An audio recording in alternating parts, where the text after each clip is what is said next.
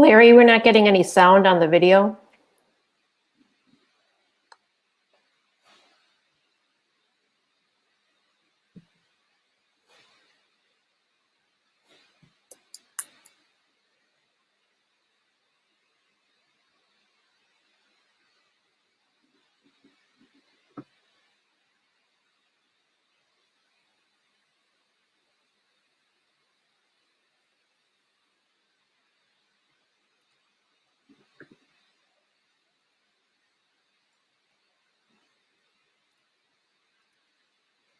Hi, everybody. Welcome to Beyond the Bay live. This is being brought to you live from the projection booth at the Bay Theater in Suttons Bay, Michigan. And right now, and we were having little technical difficulties. Now we have music coming back again. Let me just try to work on that. How did that happen? Okay, now we finally got rid of that. It's kind of like Groundhog Day. It just keeps on going. I don't think you could hear the sound. I discovered that. There was a button need to be pushed, and I forgot to push that button. So I apologize greatly for that. But I thank you to see everybody here right now, logging in. We're at the Beyond the Bay, and we'd like to welcome everybody here tonight again because we're talking about the Groundhog Day movie. And we have 3 panelists tonight. And also we have a co-host tonight. I have a co-host, White Fang, my associate. If you all remember the Soupy Sales Show, well, White Fang was with the Soupy Sales Show, but White Fang retired and moved to Leelanau County, Michigan, and is now up here with us and helping us out today. So we want to say thank you very much, White Fang, for assisting us today. Thank you. White Fang will be monitoring the comment feed and also helping us with identifying questions from the audience. All right, so let's get going here. Thank you, White Fang. Thank you. Let's introduce our guest, our panelists at this time here. Let's start with Ted Kroll. Ted, here we go. Ted Kroll. Ted Kroll is a film historian. He was born in Washington, D.C. He's a rare native of D.C. He started as an usher in a local theater, went on to teach a film course at Trinity College in Hartford, as well as help establish a movie theater that is still operating to this day in that area. Over the years, Ted has maintained his devotion to cinema arts by collecting over 3,000 films, the entire history of cinema in his closet, he says. Ted moved up north 7 years ago to save the Bay, became a member of the programming committee at the Bay Theater. He is pleased and honored to have the opportunity to share his online experience, with us at the Beyond the Bay series. So Ted, thank you very much and welcome today. Thank you very much. Next, we're going to look at introduce Rita Wessels. Rita Wessels joins us as her affection for film began in the pre-cable TV days while watching old movies on Friday nights on the local UHF channel and Sunday matinees of classic films broadcast by the local PBS station. I'm sure a lot of you remember that. In high school, Rita's very first job was at the movies. During her tenure there was during high school and college, and Rita learned the jobs of vendette, usher, cashier, and assistant manager. She enjoyed learning as much as she could about each film, reading all the reviews she could find in the local paper and industry magazines so that she could better answer questions about the movies when customers came to buy tickets. And ever since then, she's had a love for the movies. Rita went on to work for the Milwaukee Public Schools and retired after 33 years working at the Milwaukee German Immersion School. Rita and her husband moved to Sutton's Bay 2 years ago and became a part of the effort to save the Bay. Rita serves on the programming team of the committee, Bay Community Theater, pitches in behind the counter at the Bay Theater when needed, enjoys making the popcorn as well as eating. Welcome, Rita, and thank you very much for sharing your time today. Thank you. Next, we'll go on and take a look at Zeke Smith. Zeke is a projectionist or technician here at the Bay Theater. He's been a member of the programming team as well. He's 20 years old and has a love for movies for about all 19 of his years. Or 20 years, 19 of his 20 years. In high school, Zeke completed multiple film courses and seminars, as well as competing in state and national competitions for TV and cinema. Zeke started at the Bay because he has always wanted to own a theater, and he now has the opportunity to run the projector and learn more about the industry, which is a dream come true for him. Zeke has been at the Bay for about over 6 months and has loved every day. And we appreciate your help and your service and your good work. And we thank you very much for doing this for us tonight. All right. Okay, good. Just want to let you know all too, remind everybody that we're all part of the Bay Community Theater up here, which operates the Bay Theater. And the Bay Theater is a nonprofit. And we're doing this all on by ourselves as volunteers to keep letting everybody know about the films and the community, keep the theater alive during this time of the COVID crisis. We'll probably continue this afterwards, but we'll see how that goes when we get there. But we appreciate everybody who's listening today. How this is going to work here is that we'd like you to join the discussion by typing comments over on your panel, which is either on the can never get this right up here, on the bottom of your screen, or it's going to be on the side of your screen in the comments or the chat area is designated. And you can type in comments and meet everybody here and join in the discussion, and to also then into the discussion, and then also to be able to post questions. And we'll pop those up on the screen and have the panelists answer those, just like if we were at the theater. All right. So to get started, though, we'll have to have each member of the panel introduce the film and give us a little bit about, just like a very short brief, why does this film fit in film history? Why is it so significant? Just really shortly, your opinions. Let's start with Ted. Ted? You have to unmute Ted. Unmute Ted. Yeah, I better. Okay, so you were muted. So begin. Now Okay. I'm unmuted. You're unmuted now. Okay.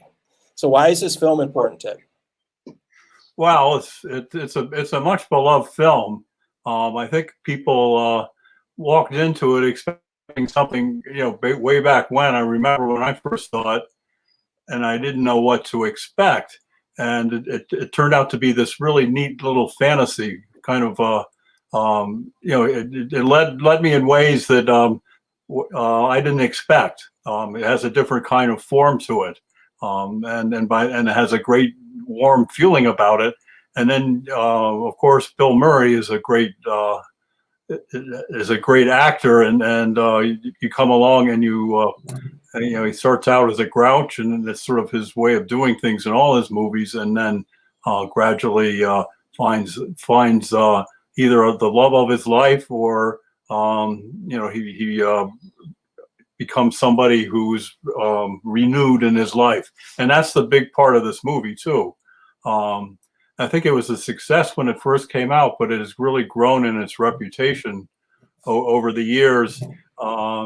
Sort of where it sticks in film history is people have added more value to it than I think it actually deserves, as far as like having a philosophical meeting or a religious meeting, that kind of thing. And while it's there, basically it's just a delightful film.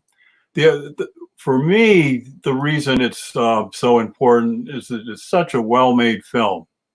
The pacing is great, the editing is great, the acting is great, and so It's just rarely do you see a film in Hollywood that has all these different components to it that come together.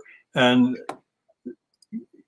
while it has this kind of mystery behind it, it doesn't do the explaining. It just does the showing.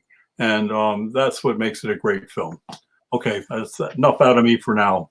Okay, more later. Well, thank you very much, Ted. Let's go from Rita now at this time. What do you think about this film? Why is it significant in film history? Well, I think Ted hit on a lot of the main points, and I really appreciate the introduction that he made to this film and highlighted several reasons why this is such a film that holds, it stands the test of time. And I particularly liked how Ted described it as a fairy tale. And sometimes, especially in times of strife and trouble, you need a fairy tale to kind of take you away somewhere else. And I think this film does that in its storytelling. And if you look at it more closely, the film crafting on setting the scenes together, and I think we'll talk about a little bit more later, how these overlapping sequences of the day after day after day of the same thing happening, how that was constructed to tell the story, just shows different aspects of why this is a really solidly produced film. Oh, very good. Yes, there's a lot more to talk about, isn't there, Rita? Okay, let's look now from Zeke. So Zeke, what's your interpretation of why this is an important and significant for film history? So I'm a pretty big fan of movies that really show a lot of growth with their character, and like a really good character arc is something I look for in a movie. And this one did an excellent job of having a very different character that came in and left the movie by the end of it. And I think that this movie especially does a great job of letting the audience kind of participate in their own way. Like, I know when I was watching it, I was always thinking how I would explain myself to other people, or just like what I would do if I kept waking up on the same day. And one thing that really helps, I think, it's rewatchability, is having a holiday, especially a pretty smaller one, where people aren't like getting around with family like Christmas, but when Groundhog's Day rolls around, you might as well watch the movie, right? So I think it really allows for once a year, let's watch Groundhog's Day. And I think that really keeps it around in the public space. Well, very good. Thank you, everybody, for that good introduction. There's a lot and complex issues to talk about in here where the film touches on. And as Ted and all of you have said, is basically there's a lot to look at the movie and take away from. And over time, as Ted was alluding to, is that people have put more into the film because they started to see it in different ways, I believe. So thank you very much for that. So let's get started. There was a question from before we started. We do get questions in from people. This question is basically, what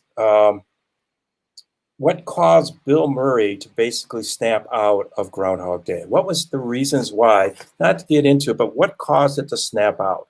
Let's start with that with our film historian, Ted.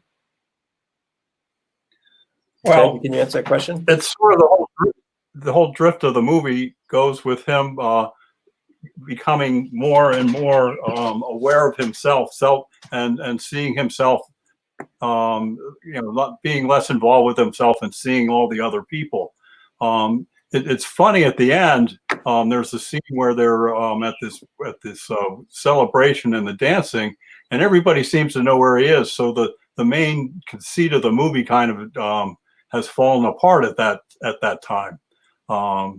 So what snapped him out of it was actually the actual thing that snapped him out of it was the fact that he was bought by the character, by Rita. And I mean, that was the action, and she tells him to stay. And so that is the one thing that he I guess he kind of just gave up completely himself to her, and that's what broke the spell. But everything in this movie is never spelled out. It spills out. It's spelled out. And that's the kind of the glory of the film.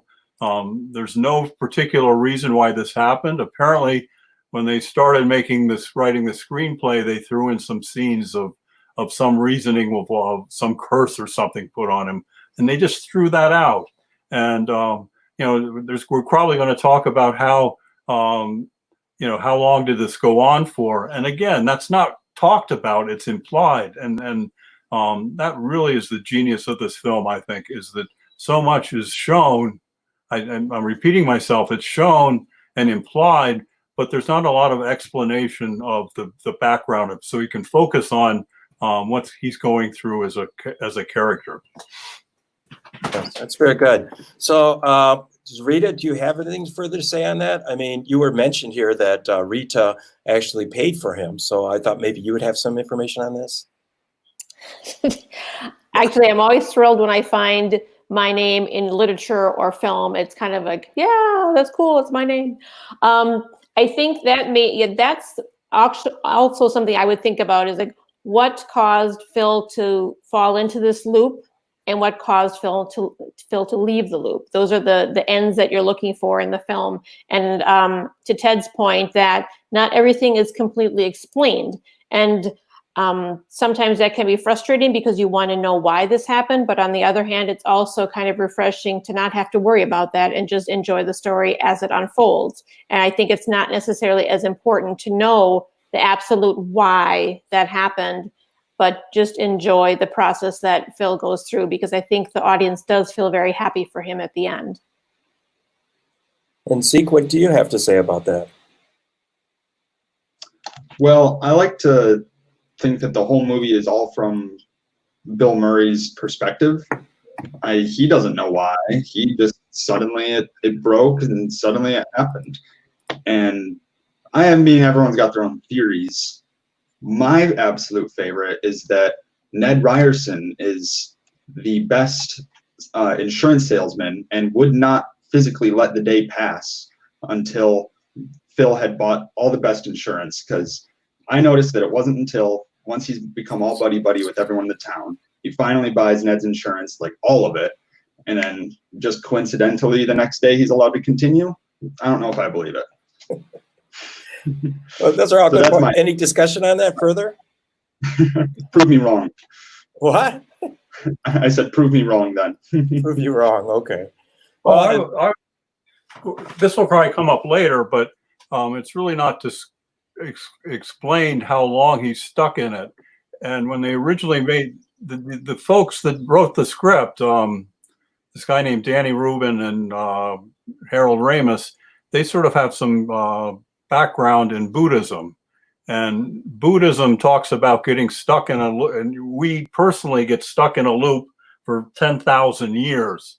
And it's only when we receive enlightenment or whatever is that we break that loop. So partly that was what the background of this is. It's got as this Buddhist flavor to it, and it's not doctrinaire or anything like that. It's just sort of the flavor of something that we all experience in our lives, is that, you know, we repeat the same things over and over, and it takes some sort of inner spiritual change in order to break that pattern. So, well, I've heard that we've got a question out there. So a question came from Peachy here. Thank you very much, Peachy, and thank you for White Fang for letting me know. How long do you think the Bill Murray character was stranded on Groundhog Day? You know, that's not really clear, but what do you all think? Ted, why don't you start this one again? This is a real... I alluded to it. Apparently, the filmmakers, when they made it, said it was 10 years.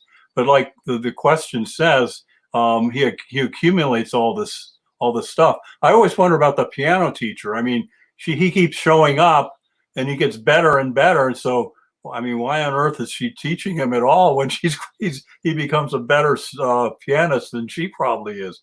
But I mean, that's the kind of stuff that you can add to the movie, and it kind of detracts from just enjoying as it rolls along. It's just really cool that he's able to play Rachmaninoff, you know.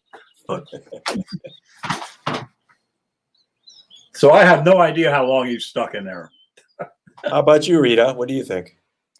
Well, some of the research I did, they talked about how long could it be in different respects. I think Peachy touched on that in her question.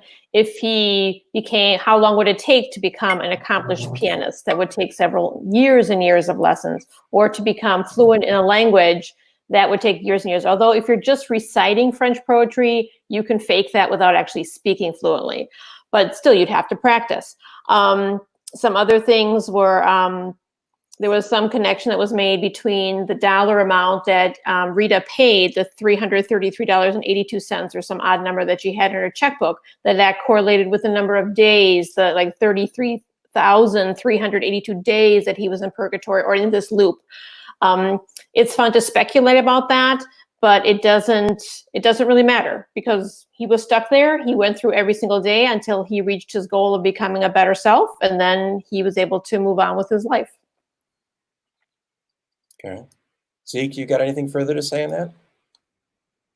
Well, based on my research, he was there from roughly February 2nd till February 3rd. I'm going to say about 24 hours passed. I do want to say that I'm Go ahead, Zeke. Oh, go ahead. Well, I just want to say I'm glad that we didn't get some mystic character in the movie that says, finally, you've done it. Like, after these 10,000 years, you can finally be free. Like, it's, as Ted said, showing, not telling, and it's all from his perspective. So I think that it being a question, letting us think about it and ask these kind of questions is what the filmmakers intended. Yeah. And taking it from a modern perspective of physics, the person could have been in space-time loop, because there's different universes, multiple universes, kind of like the Buddhist method, but more scientific, right? Is that they believe is that in space-time, you can go into space-time and there's different universes, and you get into those universes and you keep coming back and back and back. So it's very interesting, like Rita was saying, what's the beginning and what's the end of this, and how does he eventually get out of it, and what triggers it? Leaves us all to question and talk about this for a very long time. Oh, this is from White Fang here. These days, how often do you forget what day it is? Well, me being old, I have this pill box that keeps track of all my pills. So whatever the day is on my pill box, then I know what day it is. So that's the way things are going these days. Zeke, how do you keep track of what day it is? Well, I know I have these on Thursdays. That's about it. I get a message saying we have Beyond the Bay, and I'm like, oh, it must be Thursday then. But everything else is a blur. Rita? Well, I always know when Friday comes, because that's our special breakfast date day with my husband. So I know Fridays for sure. The other, like Tuesday, Wednesday, those can get blurry, but usually Mondays when we have our programming meeting, and Fridays, those are pretty clear. We have another question here I see coming up, and please join the discussion by typing in a question. You can join in the chat area and comment with other people and type a question in. We have another question. This one is from Christian. What's the significance of the old man in the film? He passes away, and why does Phil call him Dad and Pops? Rita, do you want to take that one? Sure, I can start that. Well, as far as calling him Dad or Pops, that's kind of a colloquial, especially Pops, kind of a term of endearment. If you don't know an older person's name and you feel comfortable, you might call that person Pops. But as far as the significance of that, I think that sequence with Bill Murray and the older gentleman is part of Phil's turning point, when he finally gives the older gentleman some money, and then actually finds him in the alley and takes him to the diner and takes him to the hospital. I think the older gentleman can represent Phil facing his own mortality and realizing that if he doesn't shape up or change his ways, maybe he'll end up in the alley by himself, just like this man did. Because his time was up. Yeah, and his time came to an end. That was also a hard moment for Phil in the movie to digest, that this, no matter what he did, this man would eventually die. Yeah, that was a sad part. Just to elaborate a little on that, you got it right exactly. But The only thing I would add is that that's the point of the movie where he's feeling he's God. You know, he actually says, I might not be the God, but I am a God. And his interaction with this fellow who repeatedly dies every day, he realized he is not God and that he isn't omnipotent. And that again, it's like you pointed out, was a turning point of the film. And apparently the studios wanted to cut that out because it was too much of a downer.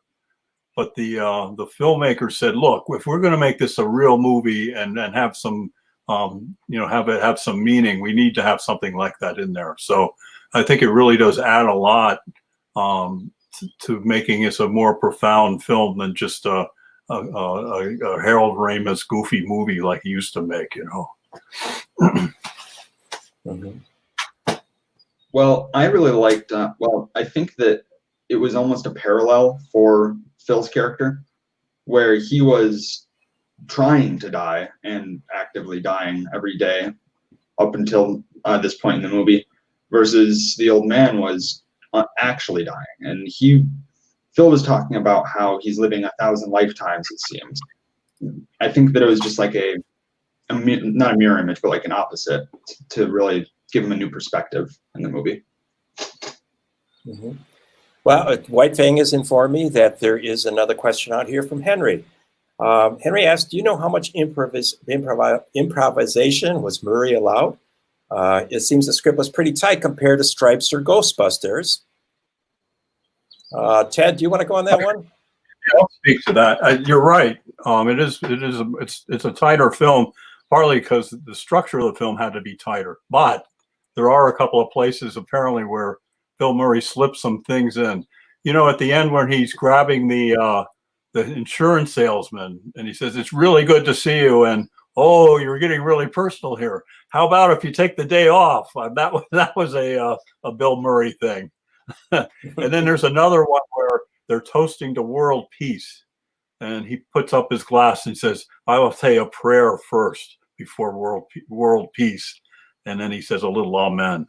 Well, apparently that wasn't scripted at all, and was it Andy? She kind of cracked up at that. So I think there are a bunch of places in the movie where this is kind of people are smiling and laughing because things are going on that didn't quite expect when the camera was rolling. And it says a lot for Bill Murray that he can be so relaxed in front of a camera that he can do that kind of improvisation. It's his ability to be in front of the camera is just fantastic. Yes. Anybody else want to chime in there? Nothing else to say? I'll comment on this, is that Harold Ramis and Bill Murray appeared in different films. Harold Ramis was a prolific movie writer. He did a lot of different movies, but he also filmed and was a director in both Ghostbusters and this movie, but he also was a lead actor in Stars with Bill Murray. So they had a really good working relationship. And so allowing this was a much tighter script, I think. And I think because it was so open. And so, like you said, we don't really know the answers to everything. And they wanted to keep it not as funny. You know, I don't think they wanted to make it as funny as like Ghostbusters or Stripes or something like that. They wanted to make it a little more serious, to actually make people think about what situation they were in. There's any other questions out there? Just one more comment. This did break up their relation. This movie was the last time they ever collaborated, and Bill Murray just ended their relationship with Ramis until Ramis passed away. Wow, I didn't even know that. Wow, that's amazing. I didn't know that, Ted. That's really interesting. And apparently, Bill Murray wanted it more serious than Ramis did, so that was kind of the breakup there. And Bill Murray did get that finally with Lost in Translation, where he was nominated for Best Actor. Yeah. So another question here from Sylvia. I find it interesting. It's a statement. It reveals into a question. I find it interesting that he's angry in the beginning. It is only through asking other people what they would do, getting another point of view, seeking that out, that he starts to get curious about other things. How do you think that played as a role in the development of the character? Zeke, do you want to go with that? Yeah, I think that before the events of this movie and everything, he might have been a bit more to himself, or people that were like him, other people that were really job oriented and maybe a little harsher. So since he was spending so much time and talking with all these new people and getting their perspectives of this crazy situation, that he was able to to actually begin to change. I think that we're all a product of our environments and our encounters that we have with people and things, that after so much time of, rubbing elbows and learning about all the people in this town that are, just about everyone in this town's nicer than he was, that they start to have an influence on him, and he actually begins to develop as a character. Mm-hmm. Rita, did you want to say something? Sure. Yeah, I agree with Zeke's description, and this is a good point that Sylvia and Ann. I always wonder, is it Sylvia and Ann? We'll have to find out our participant's first name for sure. She's got like a code word there. But back to Phil, he does have to change, and he does change by asking other people's perspective, and he moves from a mode of being very selfish to a mode of life and service for others. And I think the point of getting other people's perspective is exactly on point for that. You can only be of service to others if you can put yourself in their shoes. And as Zeke pointed out, living this day over and over again and having the opportunity to really learn about everyone. And that's shown very nicely in a scene later in the film in the diner, when Phil takes Rita all around the diner and introduces her to everyone and tells their story, because by this time he's really listened and paid attention and gotten to know everyone. So by being less selfish and more giving, he starts to change and makes that transition. Mm-hmm. Any further observations, Ted? All right. Got it. Okay. We have another question here right now. This is a previous question it got sent in.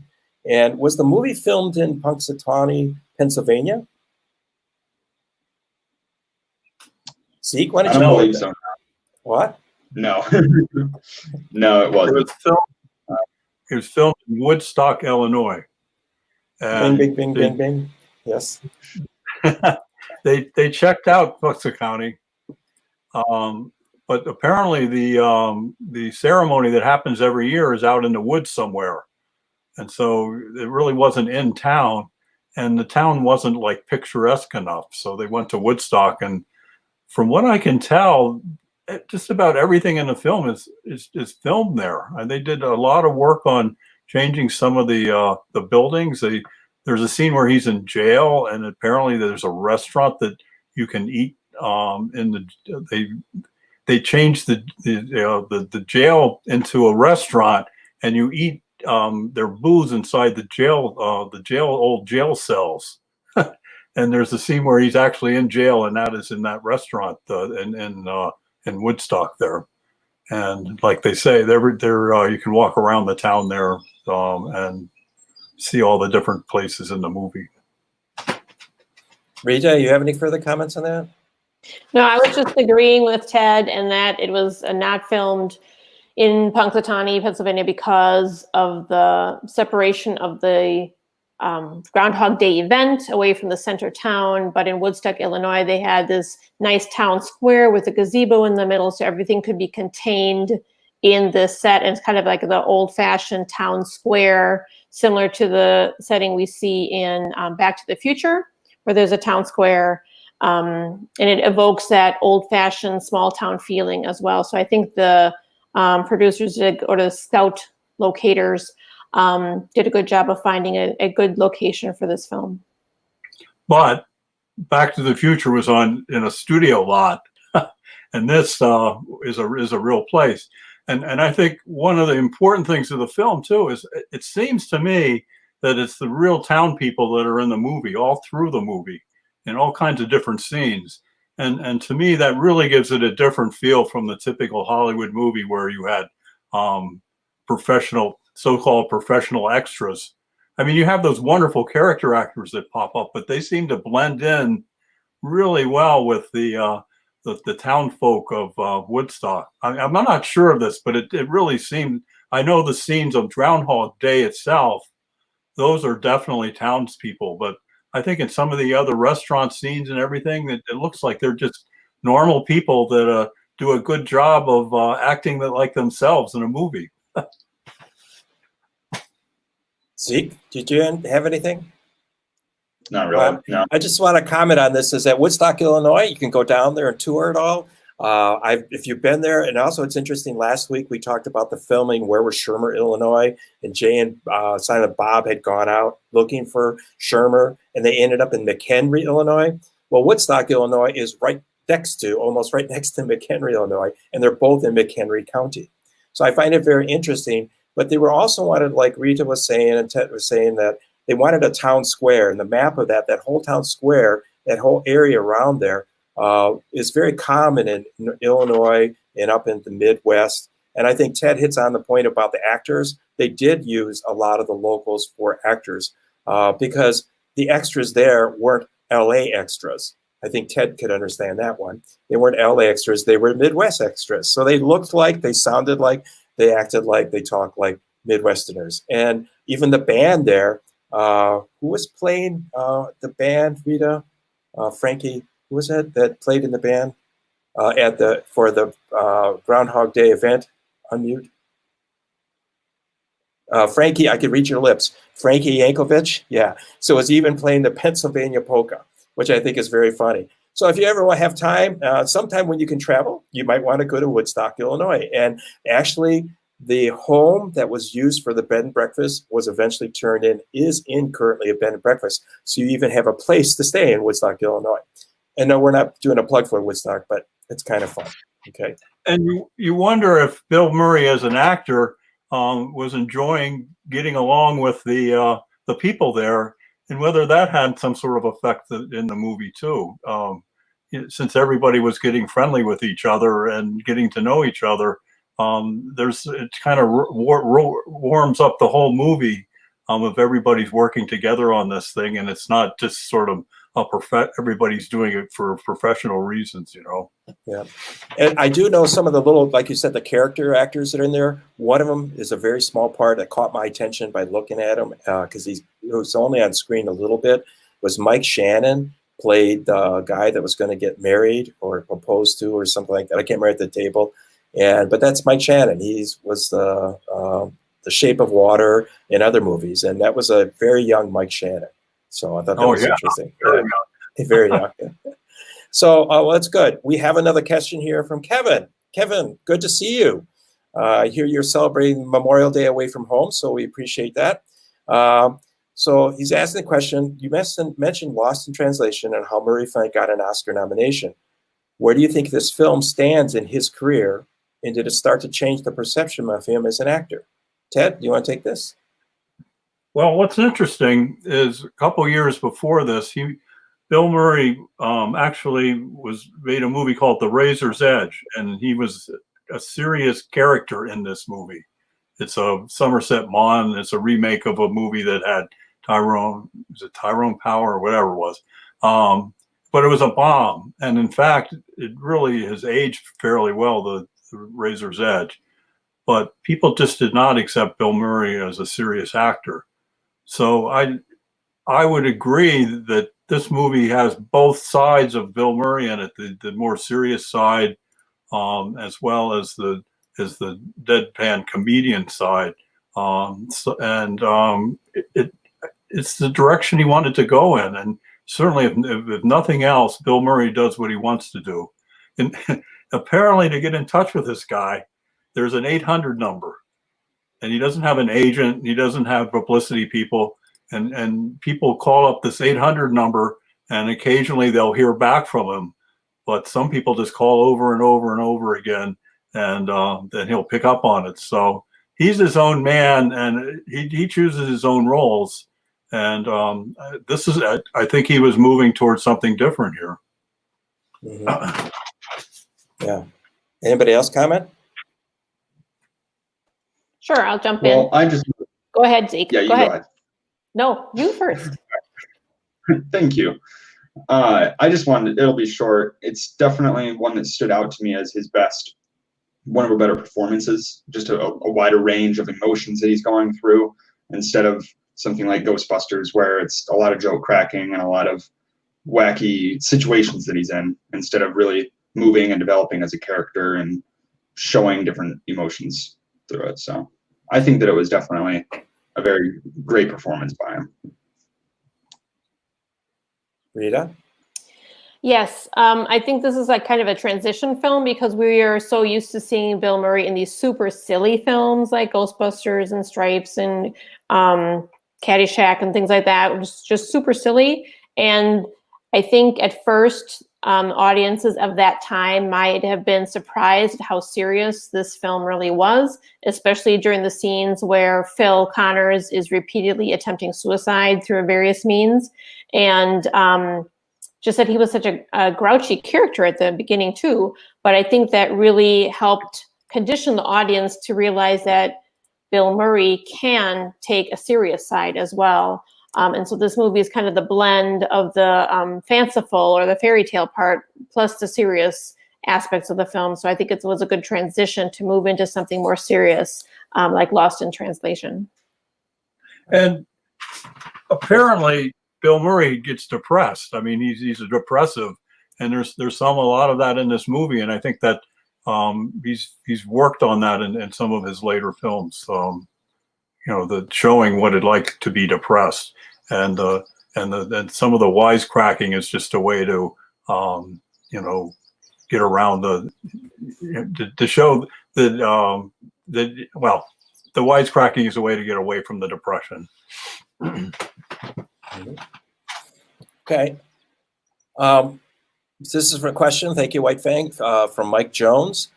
Due to current events, do you think the Groundhog Day is even more popular today? Well, Zeke? I'd say it got all of us watching it, so there's at least a few more numbers for it.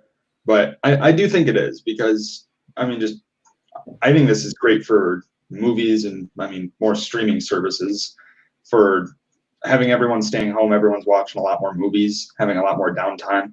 But I think this one really stood out because it is a little bit like our situation of waking up and it seems like it's the same day again, or it's just feels like we're in a loop.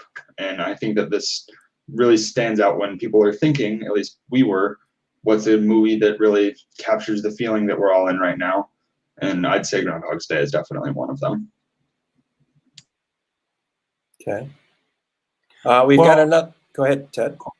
I was just going to just sort of where we feel like it's the unknown, and the movie does a really good job of we're in this with Bill Murray, or Phil Connor, whatever his name is, Phil. It's funny, the groundhog is Phil and he is Phil. At any rate, we don't know how it's going to resolve.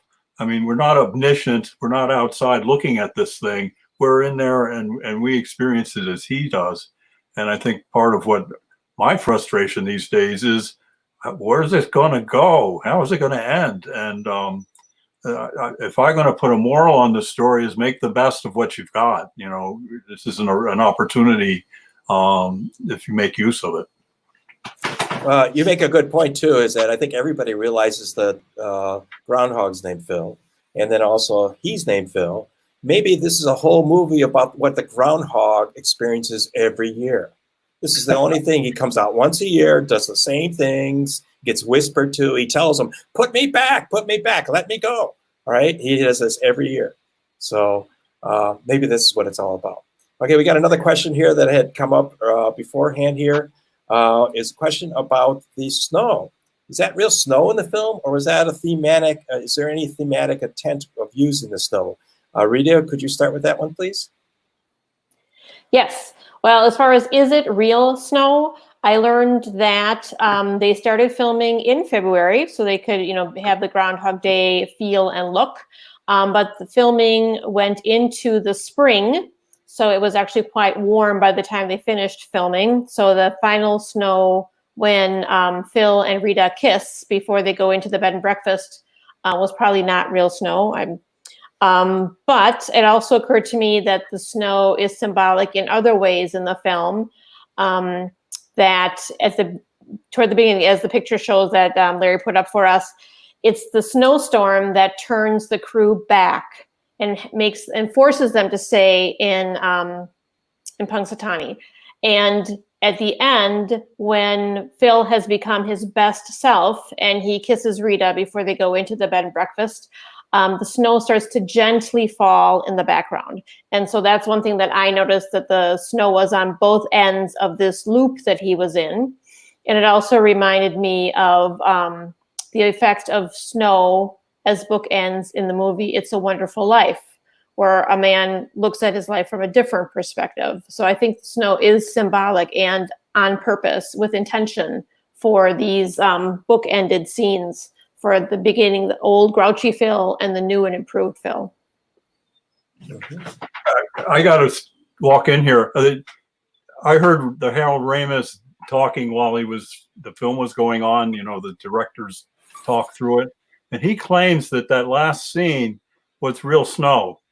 And what happened was that they woke up one day and there it was, the snow right where they wanted it for the last scene. So they had to push back their shooting schedule, and they filmed that sort of in the middle rather than at the end like they had planned. And there's a scene there, he has to carry her over the fence, over the gate, because they couldn't open the gate up because of the real snow. So I take all that with a grain of salt, maybe, but a lot of that snow was real snow in that movie. And apparently they were ready to make fake snow and they didn't need to. So. Good. But I agree with Rita that it has a symbolic, again, like everything in this movie, it's not, hit your head over with a cymbal, but it gives it a feel, the snow. So what about another question here? Is that a real groundhog in the film? Yes. It's Scooter. Scooter. And in fact, there's that scene. It's amazing that they use a real groundhog when he's trying to go over the cliff. And apparently Scooter got a little upset and then bit Bill Murray a couple of times before in the middle of that scene. And that's another part of the realism of this film. According to like Real Ramis said, they bred a couple of groundhogs. There was the guy who was handling the groundhog does movie animals, and they actually bred a couple groundhogs for this movie. Really? And Scooter was the one that passed the screen test. I heard he bit Bill Murray twice there, so that he passed some kind of test, but not the biting test. All right. So another question here came up, and Zeke, can you handle this one? How does this film reflect current video gaming? Like particularly first person games. When you look at this film, this is made in 1993. We only had arcade type of games, and now today we have first person. Can you make some comments on that? I know you're the youngest one here, and you probably play a lot of video games. So why don't we hear from you? Well, I do really like how it's shown in the beginning where the first time he wakes up for the second Groundhog's Day, I guess even the first one, the first man he meets outside of his room who tries talking to him, he's first he kind of entertains him a little bit, but he's obviously annoyed and moves along his day. The second time, he gets all confused and tries to get some information. And then by the third, and like going on and on and on, he's just ignoring people. He's like, I've already dealt with you. I know what you're going to say. I don't need to do it again. And that's something that you definitely come across in some of these first-person games these days, where especially if you're really frustrated and you're really not having a great time, like Bill Murray's character is, these characters will try and talk to you and just say the same canned dialogue they sent you last time. And if you're in a bad mood, you're like, I don't want to talk to you, or you'll punch the salesman right in the face just because you don't want to be stuck listening to him for so long. So I think that this is it's definitely interesting because he didn't really have any other like experience with, like, since, as you said, there were only arcade games around. It wasn't like he had this experience and decided to put it into a movie. It's an idea that he came up with and thought of that was exactly dead on when in practice when you're playing video games. There's another modern movie came out recently that was like a Live, Die, Repeat or something, which is probably the only other example of when you die, you just start that day over again, or when the day's over, you start that day over again. And that has a lot more of a video game feel to it, because I think that it did kind of base itself off of some video games and experiences you have with that. So I think that this movie, I like its idea better because it seems more original versus something where it was like, oh, that's like a cool thing that you can do in video games. What if we made a movie about it? So it's very interesting. And Yeah. I think it does it better than anyone else, that's for sure. Anybody else, Rita or Ted? I just wanted to add that it actually is a great testament to the acting skills of those characters, especially the ones depicted here on the screen, because the interaction is nearly identical every single time. And Bill Murray's or Phil's foil, the opposite person, says their line in exactly the same way every single time. No matter what Phil Connors is doing, no matter how grouchy Phil is, the innkeeper is just as cheerful and polite every single time. And so I think that's a testament to those actors replaying that same scene over and over. And if you've seen the movie a couple of times, the background is always the same. Even though the scene in the middle, you know, they're changing the dialogue and all that, but the cars are moving the same and the people are walking by that are the same, and it's pretty clever that way. It felt, I'll tell you what, I've watched, hadn't seen this film in many, many years. And as I walked through and I saw these four characters again, I just got the sense like it was a video game, a modern video game today. And Zeke was referring to it like that. It's like, I saw them, it's going like, they're doing the same thing. If you get in these games, you run into people that can offer you advice that may be good or bad. And if you learn, you keep dying and come back, all back and forth all the time, reliving the scene, just trying to move on. You have to figure out who's important. And that's what Phil does eventually with all four characters. And maybe there is some truth to what Zeke was saying, is that maybe until Phil actually bought all the insurance policies he could from Ned, would he get out of it, he got out of purgatory. So I don't know. That's something that may be good to see. It's good to think about. So White Fang says there's another question there. Sylvia has come up with one. It has a Freudian aspect to it. It does. The super ego, his ego, etc. Do you guys want to comment and talk a little bit about that? Rita? No. Rita has said. All right, I've been tagged.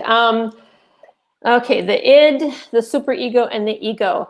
Yeah, I think there are different ways to look at it. And certainly since the film has this longevity that we talked about earlier, that it's been rewatched over the years since 1993, that there are definitely different ways to look at it. You can look at it from a Freudian aspect. One analogy I saw is to describe Phil's development in the 5 stages of grief: denial, anger, bargaining, depression, and acceptance.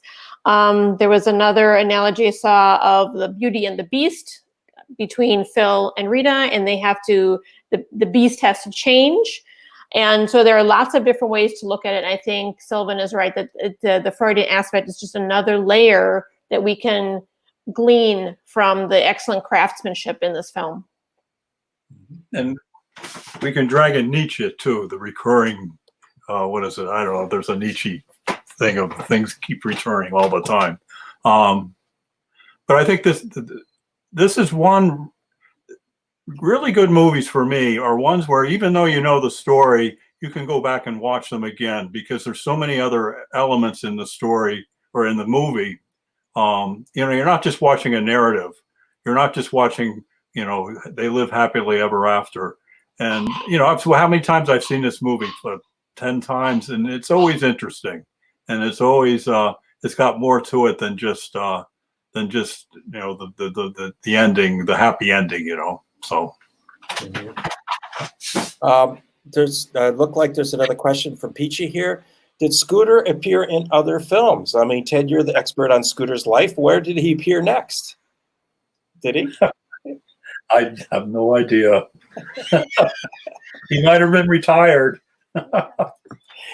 So there's another question that came up beforehand too, and we're getting close to the end here, so it's a good question to talk about.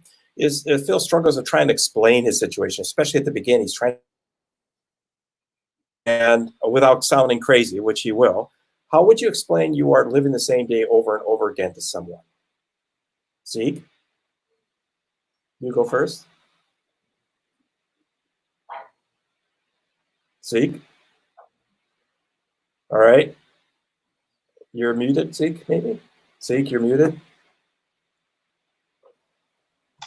I think I'm having some connection issues. I didn't hear you very well there. Oh, just with the question on the screen, how would you explain you are living the same day over and over again to someone?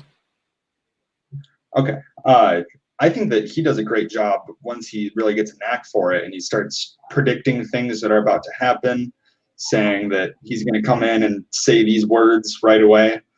I think that really just trying to predict the future is the only way to really solidify that something's going on. But I don't even know how I would react if someone started saying, yes, I'm living this day over and over again, and then starts predicting everything that's going to happen. That would just shatter my understanding of my life. So I think that I would need some really hard proof to really get me to believe it. And I would think you're crazy right away, just about with anything you say. Anybody else want to comment on that? I'll jump in. I agree. I think it would be very difficult to explain in a way that would make sense to someone else who's not living it, because we know that Rita and Larry, the other half, the other part of the crew, are also living the same day over and over again, but they don't seem to sense that. You know, and the other townsfolk are also having the same day over again, but they don't seem as distressed by it by Phil is, because he's the only one that realizes it's happening over and over again. And I think the only way one might attempt to explain it to say, I feel like I'm in a dream that's repeating, because many of us have had that experience. But I agree with Zeke, it would be extremely difficult to try to understand it and then explain it. And even at the very end of the film, when Phil and Rita end up, they wake up in the new day together in bed, and Phil pinches Rita's arm to make sure, to see if it's really real. And that's one of those things we joke about. They go, pinch me, you know, to make me feel that it's really happening. But it would be extremely difficult. Mm-hmm. And that's what makes this a great movie. It uses cinema. It uses the way the movies work to do this, to show this kind of situation. And I don't know if it could be done in a book.